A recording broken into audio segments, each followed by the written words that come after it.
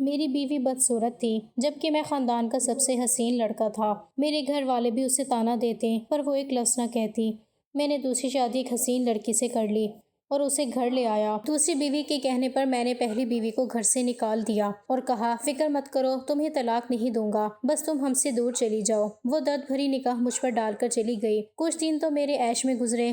گھر والے بھی دوسری بیوی کی خوبصورتی کی تعریف کرتے پر کچھ دن بعد ہی اچانک سے مجھے شادی کی وہ پہلی رات میرے لیے کسی ڈراؤنے خواب سے کم نہیں تھی، کیونکہ میں اپنے خاندان کا سب سے حسین اور وجیحہ لڑکا تھا اور میرے خواب بھی کسی پری چہرہ لڑکی کے بارے میں تھے۔ لیکن جیسے ہی میں نے اپنی دلہن کا گھونگھٹ الٹایا تو میرے پیروں تلے سے زمین نکل گئی۔ سامنے بیٹھی لڑکی کی رنگت اتنی سانولی تھی کہ مجھے اپنی آنکھوں پر یقین نہیں آیا۔ اس کے نقش و نگار میں کوئی کشش نہیں تھی اور وہ ضرورت سے زیادہ دبلی پتلی تھی۔ میں ایک دم جھٹکے سے پیچھے ہٹا اور میرا چہرہ غصے سے سرخ ہو گیا۔ میں نے سوچا بھی نہیں تھا کہ میری زندگی کا اتنا بڑا فیصلہ اس قدر بھیانک ہوگا۔ میں بنا ایک لفظ کہے کمرے سے باہر نکل گیا اور سیدھا اپنی ماں کے کمرے کی طرف بھاگا۔ وہاں سے مجھے اپنی بہنوں اور ماں کی باتیں سنائی دے رہی تھیں۔ میری بہن کہہ رہی تھی کہ اماں، عامر بھائی تو بہت غصہ کریں گے، وہ اتنے خوبصورت ہیں اور آپ کی کیسی دلہن لے آئیں۔ تو میری ماں نے بڑے فخر سے جواب دیا کہ میں جان بوجھ کر ایسی لڑکی لائی ہوں۔ اگر میں کوئی گورے چٹی اور بہت خوبصورت لڑکی لاتی تو وہ تم سب کے سر پر چڑھ کر ناچتی اور میرے بیٹے کو انگلیوں پر نچاتی۔ یہ سانولی لڑکی عمر بھر ہماری دبکے رہے گی اور گھر کی نوکرانی بن کر خدمت کرے گی۔ یہ سن کر میرا غصہ کم تو نہ ہوا، لیکن مجھے اپنی ماں کی چال سمجھ آ گئی۔ میں پیر پٹکتا ہوا واپس اپنے کمرے میں آیا تو وہ لڑکی بیڈ کے کونے میں سمٹی بیٹھی تھی۔ اس کی نظریں جھکی ہوئی تھیں اور وہ مسلسل اپنے ہاتھ کی انگلیوں کو مروڑ رہی تھی جیسے اسے اپنی خطا معلوم ہو گئی ہو۔ میں نے ایک نفرت بھری نگاہ اس پر ڈالی اور غصے میں اپنا کوٹ اتار کر دور پھینکا اور بیڈ پر بیٹھنے کی بجائے سامنے پڑے صوفے پر جا کر لیٹ گیا۔ میں نے اپنی پیٹھ اس کی طرف کر لی تاکہ مجھے اس کا چہرہ نہ دیکھنا پڑے۔ کمرے میں ایک عجیب سی خاموشی تھی جس میں صرف گھڑی کی ٹک ٹک سنائی دے رہی تھی۔ اچانک مجھے محسوس ہوا کہ کوئی میرے قریب آیا ہے۔ میں نے آنکھیں نہیں کھولی لیکن اس کی سسکیوں کی آواز میرے کانوں میں پڑی۔ وہ دبے قدموں چلتی ہوئی آئی اور فرش پر میرے قدموں میں بیٹھ گئی۔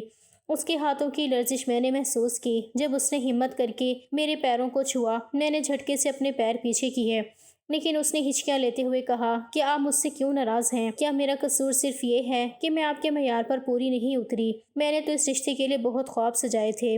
مجھے کیا پتا تھا کہ میری رنگت میرے نصیب کو بھی کالا کر دے گی۔ اس کی آواز میں اتنا درد تھا کہ ایک پل کے لیے میرا دل پسیجا، لیکن پھر اپنی ماں کی وہ باتیں یاد آ گئیں کہ یہ صرف دب کر رہنے کے لیے لائی گئی ہے۔ میں نے غصے سے اسے جھڑکا اور کہا تم نے اپنی شکل دیکھی ہے آئینے میں؟ میں کہاں اور تم کہاں؟ میری اور تمہاری جوڑی کیا دنیا دیکھے گی تو مجھ پر ہنسے گی۔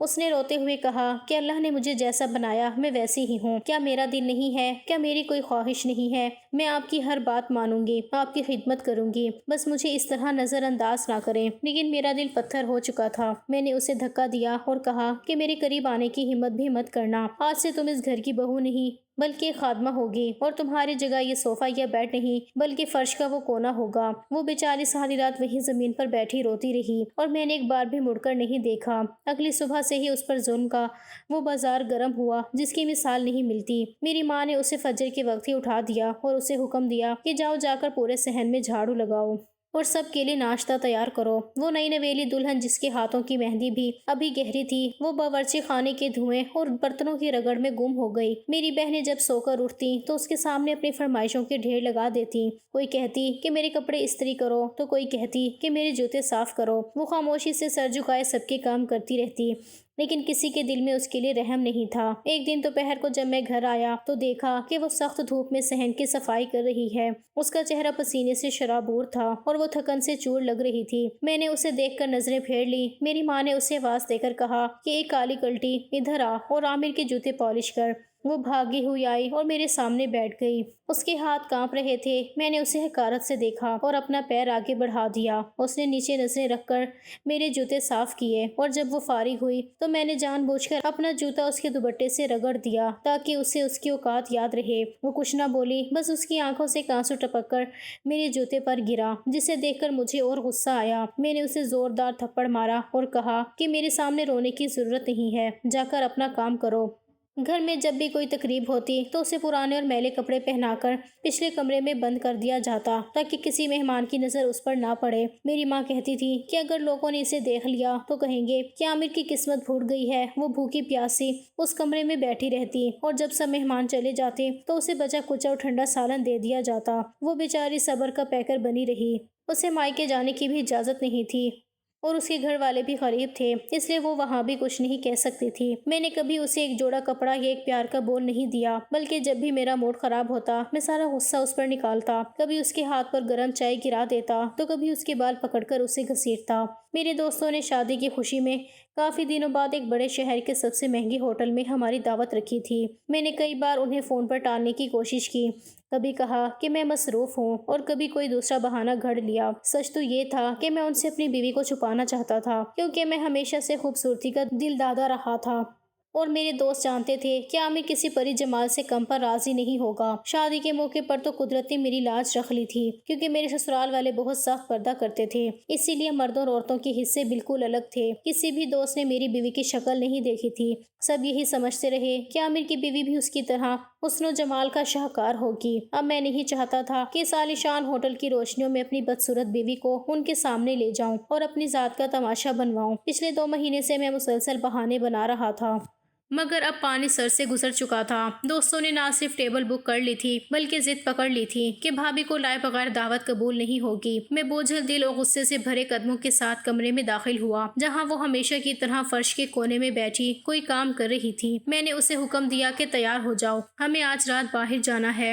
اس کی آنکھوں میں ایک دم چمک آ گئی، شاید اسے لگا کہ شاید اب میرے دل میں اس کے لیے کوئی جگہ بن گئی ہے۔ وہ معصومیت سے مسکرائی تو مجھے اس کی مسکراہٹ پر بھی غصہ آیا۔ میں نے اسے بازو سے پکڑا اور زبردستی گاڑی میں بٹھا کر شہر کے سب سے بڑے بیوٹی پارلر لے گیا۔ وہاں کے مینیجر سے میں نے صاف کہا کہ اسے ایسا تیار کرو کہ اس کا رنگ گورا نظر آئے۔ میں باہر انتظار گاہ میں بیٹھا سگریٹ پر سگریٹ پھونکتا رہا اور گھڑی دیکھتا رہا۔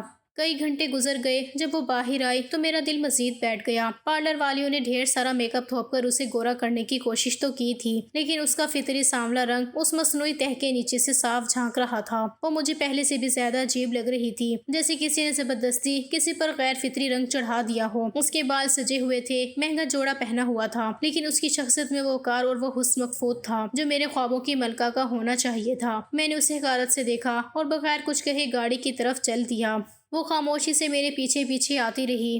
ہوٹل کے گیٹ پر پہنچ کر میرا دل زور زور سے دھڑک رہا تھا۔ مجھے لگ رہا تھا کہ جیسے ہی میں اندر داخل ہوں گا میرے دوستوں کے کہکہے بلند ہوں گے اور وہ میرا مذاق اڑائیں گے۔ میں نے اس کا ہاتھ سختی سے پکڑا اور سرگوشی میں اسے دھمکی دی کہ وہاں جا کر بالکل خاموش رہنا اور کسی سے زیادہ بات مت کرنا، ورنہ واپسی پر تمہارا حشر برا کر دوں گا۔ وہ بیچاری سہم کر رہ گئی۔ جیسے ہی ہم ہال میں داخل ہوئے میرے چاروں دوست اپنی بیگمات کے ساتھ وہاں موجود تھے۔ ان کی بیویاں انتہائی پرکشش اور جدید لباس میں ملبوس تھیں۔ مجھے دیکھتے ہی سب کھڑے ہو گئے، لیکن جیسے ہی ان کی نظریں میری بیوی پر پڑی ایک لمحے کے لیے وہاں سناٹا چھا گیا۔ میں نے محسوس کیا کہ میرے دوستوں کی نظروں میں حیرت اور پھر ہمدردی کے جذبات ابھرے۔ میری انا کو ٹھیس پہنچی۔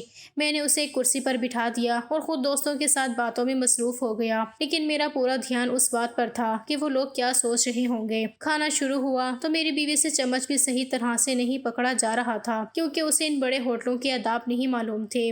میری ایک دوست کی بیوی نے طنزیہ مسکراہٹ کے ساتھ اپنی سہیلی کو کوہنی ماری اور کچھ سرگوشی کی، جس پر وہ دونوں دبی دبی ہنسنے لگیں۔ میرا خون کھولنے لگا۔ مجھے ایسا لگ رہا تھا جیسے ہر کوئی میری بیوی کی بدصورتی پر تبصرے کر رہا ہے۔ میں نے میز کے نیچے سے اس کا پاؤں پر زور سے اپنا بوٹ رکھا۔ اس نے تکلیف سے سسکی بھری لیکن اپنی چیخ دبا لی۔ اس کی آنکھوں میں آنسو بھر آئے جو اس کے مہنگے میک اپ کو خراب کرنے لگے۔ میں نے غصے سے اسے دیکھا تو وہ فوراً نظریں جھکا کر پلیٹ میں دیکھنے لگی۔ واپسی پر گاڑی میں آپے سے باہر ہو گیا۔ میں نے گاڑی ایک سنسان سڑک پر روکی اور اس پر چیخنے لگا کہ تمہاری ہمت کیسے ہوئی وہاں رو کر میرا تماشا بنانے کی؟ تم نے دیکھا میری دوستوں کی بیویاں کتنی خوبصورت تھیں اور تم ایک کالی بدصورت عورت جس نے آج میری ناک کٹوا دی۔ وہ روتے ہوئے کہنے لگی کہ عامر صاحب، میں نے تو پوری کوشش کی تھی کہ آپ کو شرمندہ نہ کروں، میں تو آنا ہی نہیں چاہتی تھی، آپ ہی زبردستی لے کر گئے۔ میں نے اسے بالوں سے پکڑا اور جھٹکا دے کر سیٹ سے نیچے گرا دیا۔ گھر پہنچ کر میں نے اسے کمرے سے باہر نکال دیا اور اس رات وہ سردی میں برآمدے میں پڑی رہی۔ میرے گھر والے بھی صبح اٹھ کر اسے تانے دینے لگے کہ جب تجھ میں کوئی کشش ہی نہیں تھی تو باہر جا کر خاندان کی عزت کیوں نیلام کی۔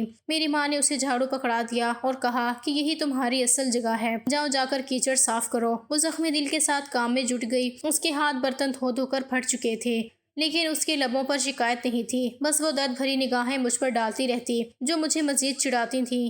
انہی دنوں میری ملاقات نازش سے ہوئی جو ایک فنکشن میں آئی تھی۔ اس کا حسن ایسا تھا کہ انسان دیکھتا رہ جائے، گوری چٹی رنگت، جھیل جیسی آنکھیں اور اعتماد سے بھرپور شخصیت۔ اسے دیکھتے ہی مجھے احساس ہوا کہ میری زندگی کی اصل حقدار تو یہ ہے۔ نازش میری زندگی میں کیسے طوفان کی طرح آئی جس نے میری رہی سہی عقل و شعور کو بھی بہا دیا۔ اس کا حسن جتنا بے مثال تھا، اس کے نخرے اس سے بھی کہیں زیادہ مہنگے اور جان لیوا تھے۔ پہلی ملاقات کے بعد ہی مجھے اندازہ ہو گیا تھا کہ یہ وہ لڑکی نہیں ہے جو معمولی باتوں پر مان جائے گی۔ اسے رجھانے کے لیے میں نے اپنے ہاتھ پاؤں مارنے شروع کر دیے اور نازش نے بھی بھانپ لیا تھا کہ میں اس کے حسن کا اسیر ہو چکا ہوں۔ وہ بڑی مہارت سے مجھے اپنے جال میں پھنسا رہی تھی۔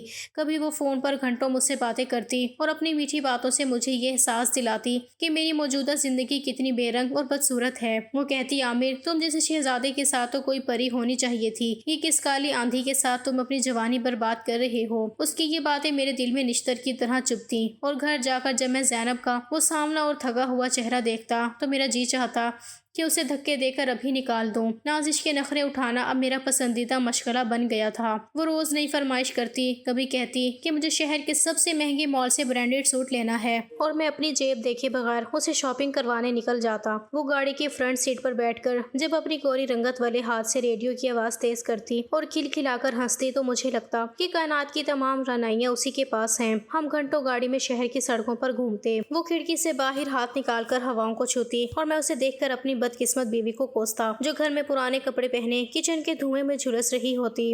نازش کو ڈنر کے لیے ہمیشہ مہنگی ترین ریسٹورنٹ چاہیے ہوتے تھے جہاں وہ موم بتیوں کی روشنی میں بیٹھ کر اپنی لمبی اور مخروطی انگلیوں سے کانٹے اور چھری کا استعمال کرتی۔ اس کا ہر انداز اتنا دلکش تھا کہ میں اس کی ہر ادا پر قربان ہونے کو تیار رہتا۔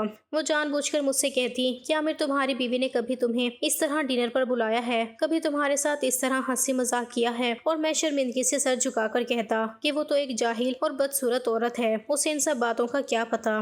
نازش کی وجہ سے میرے اندر کی نفرت زینب کے لیے حد سے بڑھتی جا رہی تھی۔ اب وہ بیچاری اگر میرے سامنے پانی کا گلاس بھی لے کر آتی تو مجھے اس کے ہاتھوں کی سانولی رنگت سے گھن آنے لگتی۔ میں اسے کہتا کہ دور ہٹ جاؤ مجھ سے، تمہارا سایہ بھی میرے کپڑوں کو گندا کر دیتا ہے۔ نازش نے دھیرے دھیرے میرے ذہن پر قبضہ کر لیا تھا۔ وہ اکثر مجھے اپنی تصویریں بھیجتی جن میں وہ کسی ماڈل سے کم نہ لگتی اور پھر ساتھ ہی ایک طنزیہ میسج کرتی کہ سنا ہے تمہاری بیوی آج کل گھر کی صفائیوں میں کچھ زیادہ ہی مصروف ہے، بیچاری ملازمہ ہی تو ہے۔ اس کی ان طنزیہ جملوں نے مجھے اشتعال دلانا شروع کر دیا۔ میں گھر جاتا تو زینب پر بلا وجہ چیختا چلاتا۔ اگر سالن میں نمک ذرا سا تیز ہوتا تو میں پوری پلیٹ اس کے چہرے پر دے مارتا اور کہتا کہ نہ تم خوبصورت ہو اور نہ ہی سلیقہ مند ہو، تمہیں تو اس گھر کے کتے بھی پسند نہیں کرتے۔ نازش مجھے اکساتی رہتی کہ جب تک وہ منحوس عورت تمہارے گھر میں ہے میں تمہاری زندگی میں نہیں آ سکتی۔ وہ میرے جذباتی ہونے کا پورا فائدہ اٹھاتی۔ اسے پتا تھا کہ میں اس کے حسن کے پیچھے پاگل ہوں، اس لیے وہ کبھی غصے کا ناٹک کرتی اور میرا فون اٹھانا بند کر دیتی۔ ان دنوں میں میری حالت پاگلوں جیسی ہو جاتی۔ میں سارا دن اس کی ایک جھلک دیکھنے کے لیے اس کے گھر کے چکر کاٹتا اور جب وہ مان جاتی تو میں اسے منانے کے لیے ہیرے کی انگوٹھی یا مہنگا موبائل فون گفٹ کرتا۔ نازش میرے پیسوں پر پل رہی تھی لیکن مجھے اس کی پرواہ نہیں تھی۔ مجھے بس اس کا وہ گورا چہرہ چاہیے تھا جو میری انا کی تسکین کر سکے۔ ایک بار نازش نے فرمائش کی کہ مجھے لانگ ڈرائیو پر جانا ہے۔ میں اسے لے کر شہر سے باہر نکل گیا۔ وہاں اس نے ہنستے ہوئے مجھ سے کہا کہ عامر اگر تمہاری بیوی ہم دونوں کو اس طرح دیکھ لے تو کیا ہوگا؟ میں نے حقارت سے جواب دیا کہ اس کی اتنی ہمت نہیں کہ وہ مجھ سے سوال کرے، وہ تو میری جوتی کی نوک پر رہتی ہے۔ نازش نے کہا لگایا اور بولی کہ پھر اسے اپنی زندگی سے نکال کیوں نہیں دیتے؟ کب تک اس بوجھ کو ڈھوتے رہو گے؟ اس دن میں نے تہیہ کر لیا کہ اب بہت ہو چکا۔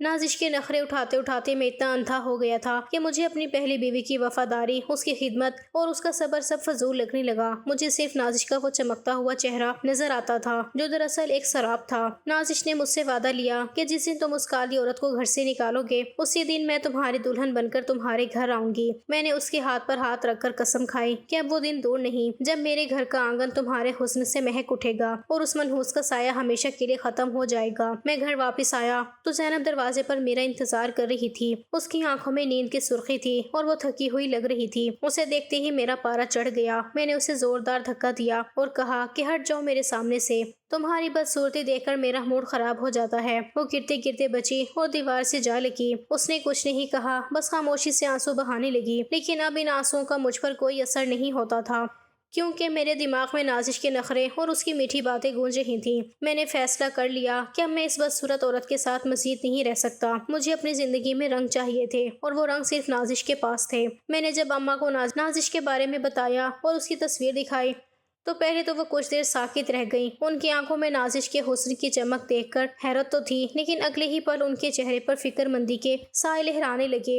اماں نے گہرا سانس لیا اور مجھے اپنے پاس بٹھا کر کہنے لگیں کہ عامر دیکھو بیٹا، خوبصورتی صرف دیکھنے کی حد تک اچھی لگتی ہے۔ میں نے زینب کو اس لیے پسند کیا تھا کہ وہ سانولی ہے، غریب ہے اور بدصورت ہے۔ ایسی لڑکیاں ہمیشہ دب کر رہتی ہیں، وہ کبھی تم سے زبان نہیں لڑائے گی، نہ میرے سامنے اونچا بولے گی۔ دیکھو نا، پچھلے 2 سالوں سے وہ اس گھر میں نوکرانی کی طرح گھٹ رہی ہے۔ کبھی اس نے تھکن کا شکوہ کیا، کبھی اس نے نئے کپڑوں کی فرمائش کی۔ اگر میں تمہارے لیے کوئی ایسی گوری چٹی اور بلا کے خوبصورت لڑکی لے آتی جیسی یہ نازش ہے تو ہمارے سروں پر چڑھ کر ناچتی، وہ گھر کے کام کاج کو اپنی توہین سمجھتی اور تمہارا خیال رکھنا تو دور کی بات، وہ تمہیں اپنی انگلیوں پر نچاتی۔ ایسی لڑکیاں صرف شاپنگ اور گھومنے پھرنے کی شوقین ہوتی ہیں، وہ اس گھر کو جہنم بنا دیں گی۔ زینب تو بیچاری ڈر کے مارے کچھ نہیں بولتی، کیونکہ اسے پتا ہے کہ اس کا کوئی ٹھکانہ نہیں ہے۔ وہ تو تمہارے تلوے چاٹتی ہے اور میری ہر بات پر جی جی کرتی ہے۔ اماں کی یہ باتیں سن کر میرا پارا چڑھ گیا۔ میں نے غصے سے اپنا ہاتھ میز پر مارا اور کہا کہ اماں بس بہت ہو گیا، آپ کی اس دب کر رہنے والی بہو نے میری زندگی کو اجیرن کر دیا ہے۔ آپ کو صرف اپنے کام کی فکر ہے کہ کوئی مفت کی ملازمہ مل جائے، لیکن کیا آپ نے کبھی میرے دل کا حال سوچا ہے؟ میں جب بھی اپنے دوستوں میں جاتا ہوں تو وہ مجھ سے میری بیوی کے بارے میں پوچھتے ہیں اور میں شرم کے مارے زمین میں گڑ جاتا ہوں۔ آپ کو اندازہ بھی ہے کہ پورے خاندان میں میری کتنی تھو تھو ہو رہی ہے۔ لوگ پیٹھ پیچھے ہنستے ہیں کہ دیکھو اتنا حسین وجیہ لڑکا اور اسے ایسی بدصورت بیوی ملی ہے جیسے چاند کو گرہن لگ گیا ہو۔ لوگ کہتے ہیں کہ شاید عامر میں ہی کوئی عیب ہوگا، تبھی اسے ایسی لڑکی سے بیاہا گیا ہے۔ میں اب مزید یہ ذلت برداشت نہیں کر سکتا۔ رہی بات کام کاج کی تو میں نازش کے لیے 2 نہیں 4 ملازمیں رکھ دوں گا۔ گھر کے کاموں کے لیے مجھے بیوی نہیں چاہیے، بلکہ مجھے ایک ایسی شریک حیات چاہیے جسے میں فخر سے لوگوں کو دکھا سکوں، جس کا ہاتھ تھام کر میں کسی بھی محفل میں جاؤں تو لوگوں کی نظریں نہ ہٹیں۔ اماں نے مجھے سمجھانے کی بہت کوشش کی، لیکن مجھ پر تو نازش کے عشق کا بھوت سوار تھا۔ میں نے اماں سے صاف کہہ دیا کہ اگر آپ نے نازش کو اس گھر میں قبول نہ کیا تو میں یہ گھر چھوڑ کر چلا جاؤں گا۔ میں اب اس کالی کلوٹی زینب کا چہرہ 1 منٹ کے لیے بھی نہیں دیکھ سکتا۔ وہ میرے لیے کسی ڈراؤنے خواب سے کم نہیں ہے۔ اماں میری ضد کے آگے ہار گئیں، کیونکہ وہ مجھ سے بہت پیار کرتی تھیں اور انہیں ڈر تھا کہ کہیں میں سچ مچ کوئی غلط قدم نہ اٹھا لوں۔ انہوں نے ایک ٹھنڈی آہ بھری اور کہا کہ ٹھیک ہے، اگر تمہاری خوشی اسی میں ہے تو میں کچھ نہیں کہوں گی، لیکن یاد رکھنا کہ زینب جیسی فرما برداری تمہیں کہیں نہیں ملے گی۔ میں نے ہنس کر جواب دیا کہ اماں، فرما برداری کا میں نے کیا کرنا ہے؟ مجھے تو وہ رنگت چاہیے جو میری آنکھوں کو ٹھنڈک دے، مجھے وہ ادائیں چاہیے جو میرا دل جیت لے۔ زینب تو ایک جیتی جاگتی لاش ہے جو بس گھر میں ادھر سے ادھر گھومتی رہتی ہے۔ اس کے بعد میں نے نازش کو فون کر کے یہ خوشخبری سنائی تو وہ دوسری طرف سے چہک اٹھی۔ اس نے کہا کہ عامر، میں جانتی تھی تم میرے لیے کچھ بھی کر سکتے ہو، اب جلدی سے صورت کا بندوبست کرو تاکہ میں وہاں آ سکوں۔ میں نے نازش کو یقین دلایا کہ اب زینب کی گنتی کے دن اس گھر میں رہ گئی ہیں۔ میں نے دل ہی دل میں منصوبہ بنا لیا تھا کہ جیسے ہی نازش سے نکاح کی تاریخ پکی ہوگی میں زینب کو دودھ کی مکھی کی طرح نکال پھینکوں گا۔ مجھے ذرا برابر بھی احساس نہیں ہو رہا تھا کہ میں اس عورت کے ساتھ کیا کر رہا ہوں جس نے اپنی جوانی اور اپنی تمام تر خوشیاں میرے اور میرے گھر والوں کے نام کر دی تھیں۔ میرے ذہن میں صرف نازش کا وہ خوبصورت چہرہ اور اس کے وہ مہنگے نخرے تھے جنہیں پورا کرنا اب میری زندگی کا واحد مقصد بن چکا تھا۔ اماں بھی اب خاموش ہو گئی تھیں اور گھر میں دوسری شادی کی تیاریاں شروع ہونے لگی تھیں، جبکہ زینب جو کچن میں کھڑی یہ سب باتیں سن رہی تھیں، اس کے پیروں تلے سے زمین نکل چکی تھی۔ وہ میرے پیروں میں گر پڑی اور گڑ گڑا کر کہنے لگی کہ عامر، مجھے نوکرانی بنا کر رکھ لیں، بے شک دوسری شادی کر لیں، میں آپ سے کچھ نہیں مانگوں گی، بس مجھے اس گھر کی چھت سے محروم نہ کریں۔ اگر میں اپنے گھر واپس گئی تو میری باقی بہنوں کے رشتوں میں رکاوٹیں آئیں گی، ان کا مستقبل بھی تباہ ہو جائے گا، لیکن میرا دل اس کی آہوزاری پر ذرا بھی نہ پسیجا۔ میں نے اسے ٹھوکر ماری اور کہا کہ تمہاری بدصورتی اب میرے اعصاب پر سوار ہو گئی ہے، میں تمہیں اب اس گھر میں ایک لمحہ بھی برداشت نہیں کروں گا۔ اگلے ہی ہفتے میں نے اپنی دوسری شادی کا شور مچا دیا۔ میں نے نازش کے لیے وہ تمام ارمان پورے کیے جو میں نے اپنی پہلی شادی پر ادھورے چھوڑ دیے تھے۔ شہر کے سب سے مہنگے بینکویٹ ہال میں ہمارا نکاح ہوا اور میں اپنی نئی نویلی دلہن نازش کو لے کر کسی فاتح کی طرح گھر پہنچا۔ گھر کے دروازے پر زینب کھڑی تھی۔ اس کی آنکھوں کے گرد سیاہ حلقے پڑ چکے تھے اور وہ صدمے سے آدھی رہ گئی تھی۔ میں نے اسے دیکھتے ہی اپنی نظریں پھیر لی اور نازش کا ہاتھ تھام کر بڑے فخر سے اندر داخل ہوا۔ نازش نے سرخ رنگ کا بھاری عروسی جوڑا پہنا ہوا تھا اور وہ کسی حور سے کم نہیں لگ رہی تھی۔ جیسے ہی ہم لاؤنج میں پہنچے، نازش نے رک کر حقارت سے زینب کی طرف دیکھا اور مجھ سے کہا کہ عامر تم نے وعدہ کیا تھا کہ اس گھر میں صرف میری حکمرانی ہوگی۔ یہ کالی عورت یہاں کیا کر رہی ہے؟ میں نے نازش کی خوشنودی کے لیے فوراً زینب کو مخاطب کیا اور گرج کر کہا کہ زینب اپنا بوریا بسترا گول کرو اور ابھی کے ابھی یہاں سے نکل جاؤ۔ میں نے تم سے کہا تھا کہ میں تمہیں طلاق نہیں دوں گا تاکہ تم در بدر نہ بھٹکو، لیکن اب اس گھر میں تمہاری کوئی جگہ نہیں ہے۔ تم ہم سے دور چلی جاؤ، جہاں تمہارا جی چاہے، بس میری نظروں کے سامنے مت رہنا۔ زینب کے چہرے پر ایک کربناک لہر دوڑی۔ اس نے ایک درد بھری نگاہ مجھ پر ڈالی۔ اس کی اس نگاہ میں ہزاروں سوال تھے لیکن زبان پر ایک لفظ نہ تھا۔ وہ خاموشی سے مڑی، ایک چھوٹا سا کپڑوں کا تھیلا اٹھایا اور ننگے پاؤں گھر کی دہلیز پار کر گئی۔ مجھے ذرا برابر بھی افسوس نہ ہوا، بلکہ میں نے اطمینان کا سانس لیا کہ چلو بلا ٹلی۔ میں نے نازش کا ہاتھ پکڑا اور اسے سیدھا اپنے کمرے میں لے گیا۔ وہ کمرہ جو میں نے خاص طور پر نازش کے لیے دوبارہ سجایا تھا۔ پورے کمرے میں سرخ گلابوں کی مہک رچی ہوئی تھی، بستر پر پھولوں کی چادر بچھی ہوئی تھی اور مدھم روشنیوں نے ماحول کو بے انتہا رومانوی بنا دیا تھا۔ نازش بیڈ پر بیٹھی تو واقعی کسی خواب کی ملکہ لگ رہی تھی۔ میں اس کے قریب بیٹھا اور اس کا مخملی ہاتھ اپنے ہاتھوں میں لے کر کہا کہ نازش، آج میں دنیا کا خوش نصیب ترین انسان ہوں کہ تم میری زندگی میں آئی ہو۔ اس نے شرما کر اپنی پلکیں جھکائیں اور میرے کندھے پر سر رکھ دیا۔ میں نے اس کے ماتھے کو چوما اور اسے یقین دلایا کہ اب اس گھر میں صرف خوشیاں ہوں گی۔ ہم دونوں گھنٹوں باتیں کرتے رہے۔ وہ اپنی میٹھی آواز میں میرے مستقبل کے خواب بنتی رہی اور میں اس کے حسن کے سحر میں کھویا رہا۔ نازش کی اداؤں میں وہ جادو تھا کہ میں سب کچھ بھول گیا۔ مجھے یاد بھی نہ رہا کہ ابھی تھوڑی دیر پہلے ایک معصوم عورت اس گھر سے روتی ہوئی نکلی ہے۔ میں نازش کے ساتھ ہنستا رہا، اس کو اپنے ہاتھوں سے کھانا کھلایا اور اسے وہ تمام قیمتی زیورات پہنائے جو میں نے اس کے لیے خریدے تھے۔ وہ رات میری زندگی کی سب سے حسین رات تھی۔ میں نے اس کے گالوں کو چھوا تو مجھے احساس ہوا کہ اصلی زندگی تو اب شروع ہوئی ہے۔ نازش نے مجھ سے لاڈ کرتے ہوئے کہا کہ عامر، اب سے تم صرف میرے ہو، اور میں نے اس کے سحر میں گرفتار ہو کر جواب دیا کہ ہاں، میں صرف تمہارا ہوں اور یہ گھر تمہارا ہے۔ اگلے کئی دن اسی طرح عیش و عشرت میں گزرے۔ میں آفس سے جلدی گھر آ جاتا تاکہ نازش کے ساتھ وقت گزار سکوں۔ ہم رات دیر تک فلمیں دیکھتے، ڈھیروں باتیں کرتے اور لانگ ڈرائیو پر جاتے۔ گھر والے بھی نازش کی خوبصورتی کے قصیدے پڑھتے نہ تھکتے تھے۔ میری بہنیں اس کے ساتھ سیلفیاں لیتی اور کہتی کہ بھابھی، آپ تو بالکل ماڈل لگتی ہیں۔ نازش کو ان سب کی توجہ بہت پسند تھی۔ وہ گھر کی ملکہ بنی ہوئی تھی، اسے کوئی کام نہیں کرنا پڑتا تھا۔ میں نے اس کے لیے 2 ملازمائیں رکھ دی تھیں جو اس کے اشاروں پر ناچتی تھیں۔ وہ سارا دن تیار ہو کر بیٹھی رہتی اور شام کو ہم کسی نہ کسی پارٹی یا ہوٹل میں ہوتے۔ میں اپنی زندگی سے بے انتہا مطمئن تھا۔ مجھے لگ رہا تھا کہ میں نے اپنی زندگی کا سب سے صحیح فیصلہ کیا ہے۔ زینب کی یاد کبھی کبھار دل کے کسی کونے میں ابھرتی تو میں اسے جھٹک دیتا اور نازش کے زلفوں کے سائے میں پناہ لے لیتا۔ مجھے کیا معلوم تھا کہ یہ عیش و آرام، یہ حسن کا خمار اور یہ رومانوی راتیں صرف چند دنوں کی مہمان ہیں اور قدرت میرے لیے کیسا جال بن رہی ہے جس سے نکلنے کا کوئی راستہ نہیں ہوگا۔ میں اپنی گوری چٹی بیوی کے پیار میں اندھا ہو چکا تھا، مگر بس چند ہی دن گزرے تھے کہ اچانک ایک صبح جب میں سو کر اٹھا تو مجھے اپنے جسم میں ایک عجیب سی بے چینی محسوس ہوئی، لیکن میں نے اسے نظر انداز کر دیا کہ شاید تھکن ہوگی، مگر وہ بے چینی تو ایک بڑے طوفان کا پیش خیمہ تھی۔ میری طبیعت ایسی بگڑی کہ میں بستر سے لگ گیا۔ ایک دن جب میں سو کر اٹھا تو مجھے اپنے پورے جسم میں شدید تھکن اور ہڈیوں میں ٹوٹ پھوٹ محسوس ہوئی۔ میں نے سوچا شاید مسلسل گھومنے پھرنے اور نازش کے نخرے اٹھانے کی وجہ سے تھک گیا ہوں، لیکن وقت گزرنے کے ساتھ ساتھ میرے جسم پر سرخ رنگ کے عجیب سے نشانات ابھرنے لگے اور میری وہ رنگت جس پر مجھے بڑا ناز تھا اب وہ مرجھانے لگی تھی۔ میں نے نازش سے کہا کہ میری طبیعت بہت خراب ہو رہی ہے تو اس نے بڑی بے رخی سے جواب دیا کہ عامر، تم ہر وقت بیمار پڑے رہتے ہو، میری شاپنگ اور گھومنے کا کیا ہوگا؟ مجھے اس کے بدلتے ہوئے لہجے پر بڑی حیرت ہوئی، لیکن درد اتنا تھا کہ میں بحث نہ کر سکا۔ جب میری حالت زیادہ بگڑی، مجھے مسلسل الٹیاں اور کمزوری ہونے لگی تو میری ماں گھبرا گئی اور مجھے شہر کے سب سے بڑے ہسپتال لے جایا گیا۔ وہاں ڈاکٹروں نے میرے مختلف ٹیسٹ کیے اور 2 دن بعد جب رپورٹ سامنے آئی تو پورے خاندان کے پیروں تلے سے زمین نکل گئی۔ ڈاکٹر نے تنہائی میں مجھے اور میری ماں کو بتایا کہ عامر کو ایڈز جیسی مہلک بیماری لاحق ہو چکی ہے۔ یہ سنتے ہی میری ماں کے ہاتھ سے پانی کا گلاس گر گیا اور میں ساکت رہ گیا۔ میں نے روتے ہوئے ڈاکٹر سے کہا کہ یہ کیسے ممکن ہے، میں نے تو کبھی کوئی غلط کام نہیں کیا۔ تو ڈاکٹر نے سنجیدگی سے میری طرف دیکھا اور پوچھا کہ کیا آپ کی بیوی کا بھی ٹیسٹ ہوا ہے؟ جب نازش کا ٹیسٹ کروایا گیا تو پتہ چلا کہ وہ بھی اس وائرس کا شکار ہے، لیکن اس کے جسم میں مدافعت زیادہ ہونے کی وجہ سے اس پر اثرات ابھی ظاہر نہیں ہو رہے تھے، جبکہ مجھ پر اس بیماری نے تیزی سے حملہ کر دیا تھا کیونکہ میرا مدافعاتی نظام بالکل تباہ ہو چکا تھا۔ ڈاکٹر کے اس انکشاف نے میرے ہوش اڑا دیے۔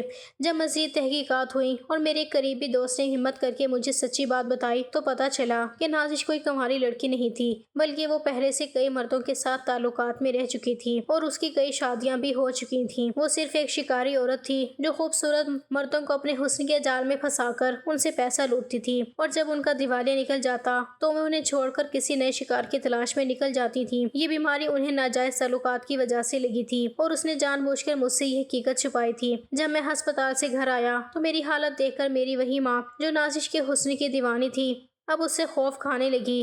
نازش اب اپنے اصلی روپ میں آ چکی تھی۔ وہ میرے پاس آنے سے بھی کتراتی تھی اور کہتی تھی کہ تم ایک لاش بن چکے ہو، تمہارا چہرہ اب کالا پڑ گیا ہے اور تم سے بو آتی ہے۔ میری ماں نے جب دیکھا کہ نازش نہ صرف بد کردار ہے بلکہ میرے بیٹے کی موت کا سبب بھی بن رہی ہے تو وہ چیخ پڑی اور مجھ سے کہا کہ عامر اس ڈائن کو ابھی کے ابھی طلاق دے دو، اس نے ہمیں کہیں کا نہیں چھوڑا، اس نے تمہارا حسن بھی چھین لیا اور تمہاری زندگی بھی۔ میں نے کانپتے ہاتھوں سے طلاق کے کاغذات پر دستخط کیے اور وہ حسن کا پیکر نازش جو صرف پیسوں اور عیش کی بھوکی تھی بغیر کسی دکھ کے میرا گھر چھوڑ کر چلی گئی۔ جاتے جاتے اس نے مجھ پر ایک آخری طنزیہ نگاہ ڈالی اور کہا کہ تم جیسے بیوقوف مرد حسن کے پیچھے اندھے ہو جاتے ہیں، تم اسی لائق تھے۔ اب میں بستر پر پڑا ایک زندہ لاش بن چکا تھا۔ میرا وہ گورا چٹا رنگ سیاہ ہو گیا تھا، ہڈیاں نکل آئی تھیں اور ہر وقت جسم میں لہریں اٹھتی تھیں۔ میری بہنیں جو کبھی نازش کے ساتھ سیلفیاں لیتی تھیں اب میرے کمرے میں آنے سے بھی ڈرتی تھیں کہ کہیں انہیں یہ بیماری نہ لگ جائے۔ میری ماں سارا دن مسلے پر بیٹھ کر روتی تھی اور کہتی تھی کہ کاش میں زینب کے ساتھ وہ ظلم نہ کیا ہوتا، کاش میں نے اسے گھر سے نہ نکالا ہوتا۔ مجھے وہ رات یاد آئی جب میں نے زینب کو دھکے دے کر نکالا تھا اور اس نے ایک درد بھری نگاہ مجھ پر ڈالی تھی۔ آج مجھے سمجھ آیا کہ وہ نگاہ بد دعا نہیں تھی بلکہ وہ میرے انجام پر ہمدردی کی ایک جھلک تھی۔ میں اپنے حسن کے غرور میں اس قدر اندھا تھا کہ میں نے اس ہیرا صفت عورت کو ٹھکرا دیا جو میری ہر تکلیف بانٹ لیتی، اور آج جب میں واقعی بدصورت اور بیمار ہو چکا تھا تو جس حسن کے لیے میں نے سب کچھ داؤ پر لگایا تھا وہی حسن مجھے موت کے منہ میں دھکیل کر رخصت ہو گیا تھا۔ میری زندگی اب صرف پچھتاووں کا ایک ڈھیر تھی اور میں ہر پل اپنی موت کی دعا مانگنے لگا تھا کیونکہ اب میرے پاس نہ وہ روپ تھا، نہ وہ غرور، اور نہ ہی وہ پیار کرنے والی بیوی جسے میں نے اپنے ہاتھوں سے کھو دیا تھا۔ میری حالت روز بروز بگڑتی جا رہی تھی، یہاں تک کہ ڈاکٹروں نے بھی جواب دے دیا تھا۔ میرا وہ جسم جس پر مجھے ناز تھا اب ہڈیوں کا ڈھانچہ بن چکا تھا۔ میری ماں رو رو کر پاگل ہو رہی تھی اور ایک دن انہوں نے میرا ہاتھ تھام کر کہا کہ عامر یہ سب اس معصوم کی بد دعا ہے جسے ہم نے بے گناہ گھر سے نکالا تھا۔ چلو میرے ساتھ ہم زینب کو ڈھونڈتے ہیں، شاید اس کی معافی ہمیں اللہ کے غضب سے بچا لے۔ ہم بڑی مشکل سے اس کے گاؤں پہنچے جہاں وہ اپنے بوڑھے باپ کے ساتھ ایک چھوٹے سے کچے مکان میں رہ رہی تھی۔ جب میں نے اسے دیکھا تو میری ہمت نہیں پڑ رہی تھی کہ اس کے سامنے جاؤں۔ میری ماں اس کے پیروں میں گر پڑی اور پھوٹ پھوٹ کر رونے لگی۔ زینب نے جیسے ہی مجھے اس حال میں دیکھا تو اس کی چیخ نکل گئی۔ وہ بھاگتی ہوئی آئی اور میرے قدموں میں بیٹھ کر رونے لگی۔ میں نے کانپتی آواز میں کہا کہ زینب مجھے معاف کر دو، میں نے تمہارے ساتھ بہت ظلم کیا، میں حسن کا اندھا ہو گیا تھا، اور دیکھو آج قدرت نے میرا حسن چھین کر مجھے عبرت کا نشان بنا دیا ہے۔ زینب نے بڑی ممتا اور محبت سے میرا سر اپنی گود میں رکھا اور کہا کہ عامر صاحب میں نے تو آپ کو اسی دن معاف کر دیا تھا جس دن میں اس گھر سے نکلی تھی، کیونکہ میرا رب جانتا ہے کہ میں نے آپ سے سچی محبت کی تھی۔ وہ نہ صرف ہمیں معاف کر چکی تھی بلکہ وہ اسی وقت ہمارے ساتھ واپس آنے کے لیے تیار ہو گئی۔ جب ہم واپس شہر آئے تو زینب نے میری تیمارداری کی، ذمہ داری سنبھال لی۔ وہ دن رات میرے پاس بیٹھی رہتی، مجھے اپنے ہاتھوں سے کھلاتی اور مسلے پر بیٹھ کر اللہ سے میری زندگی کی بھیک مانگتی۔ اس دوران زینب نے شہر کے ایک بڑے ماہر امراض سے میرا رابطہ کروایا۔ جدید طبی تحقیق اور باقاعدہ علاج کی مدد سے میری حالت دھیرے دھیرے بہتر ہونے لگی۔ ڈاکٹروں کا کہنا تھا کہ اگر وقت پر دوائیاں لی جائیں اور احتیاط کی جائے تو انسان ایک عام زندگی گزار سکتا ہے۔ زینب کی دعا اور اس کی بے لوث خدمت نے معجزہ کر دکھایا۔ میرے جسم کے نشانات ختم ہونے لگے اور میری قوت مدافعت واپس آنے لگی۔ چند مہینوں کے بعد میں اپنے پیروں پر کھڑا ہونے کے قابل ہو گیا۔ میری ماں اب زینب کے ہاتھوں کو چومتی تھی اور اسے گھر کی اصل ملکہ باندھتی تھی۔ مجھے سمجھ آ گئی تھی کہ اصل خوبصورتی چہرے کی رنگت میں نہیں بلکہ اس دل میں ہوتی ہے جو مشکل وقت میں ساتھ نہ چھوڑے۔ میں نے زینب کا ہاتھ تھام کر اللہ سے توبہ کی اور عہد کیا کہ میں کبھی اس کا دل نہیں دکھاؤں گا جس نے مجھے موت کے منہ سے نکال کر ایک نئی زندگی دی۔